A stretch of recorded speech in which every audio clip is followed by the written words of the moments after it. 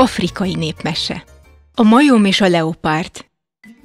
A leopárd olyan falánkul vadászott az erdőben, hogy egy-kettőre mindent fölfalt, és már nem volt többé mit vadásznia. Éhen kóborolt az ágak között, mikor találkozott a majommal, és elpanaszolta neki a nagy baját. Tudod mit? Mondta neki a majom. Tégy úgy, mint én. Csapj fel mutatványosnak. Hát az meg mi? Hüledezett a leopárd, aki nem volt valami világlátott jószág. A mutatványos az, aki mutogatja magát a népnek, magyarázta a majom. Magát is, meg a tudományát is. Mindenféle fortélyokat, amiken nevetni, megámulni lehet. Most már értem, mondta a leopárd, és csatlakozott a majomhoz. Jobb dolga nem volt. Attól fogva együtt járták a világot. Mentek városról városra, faluról falura, fölütötték a sátrukat, és meghirdették az előadást. A leopárd összecsattantotta a cintányérját, és kiállt a porondra. Nagy érdemű, tisztelt publikum, kiáltotta. Én vagyok a híres nevezetes leopárd, akinél nincs díszesebb és tarkább állat a világon.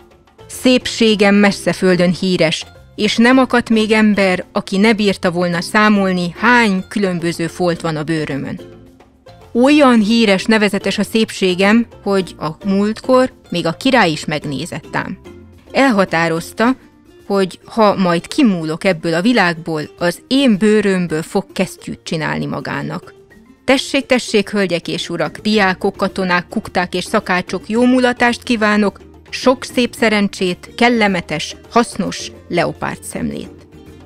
Jöttek-mentek a népek, egy-egy percre megálltak a leopárd előtt, nézegették, hogy milyen tarka, milyen foltos, aztán vállat vontak, és tovább mentek.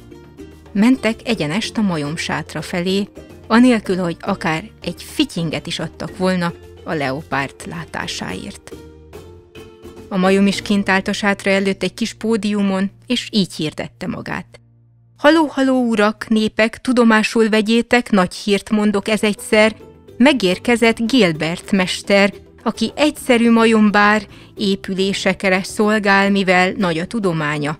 A félvilágot bejárta, most kelt át a tengeráron, hajó hozta, s nem egy, 3, mivel egy hajó gyomrába nem fért bele a tudománya. Ebből pedig, ahogy illő, ennyi legyen ízelítő, úgy, hogy ami puszta szó, csak itt kint szó, bent való. Szemetekkel látható, hogyha jegyet váltok sorra, s besétáltok a sátorba. Lesz tehát bent bukfenc, torna, bűvészkedés ezerfajta, tánc kötélen, karikán, szaltó tüzes paripán, és ez a sok csoda mind potom olcsó, 6 fityink, s ha nem tetszett a mulatság, mind a 6 visszaadják. Van bent hely még, tessék, tessék, hölgyek, urak szaporán, kezdődik a mutatvány. Csak úgy tolongott befelé a nép, majd letaposták egymást, és odabent a majom úgy elszórakoztatta őket, hogy kimenetkor senkinek se jutott eszébe visszakérni a pénzt.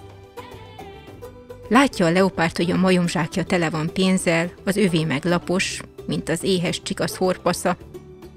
Kérdi a majomtól, mi az oka a sikerének, és ő miért vall sorra kudarcot. Ó, barátom, mondja a majom, nagy a te oktalanságod. Mint némely üresfejű ostoba ember, te is azt hiszed, hogy elég cifrán öltözködni, s már is meghódítottuk a világot. Jól jegyezd meg, nem a ruha teszi az embert, s egy maroknyi ész többet ér a világ valamennyi díszruhájánál. Ki hallgatta, ki elmondta, rossz élettől Isten óvja, aki nálam jobban tudja, mesélje el holnap újra.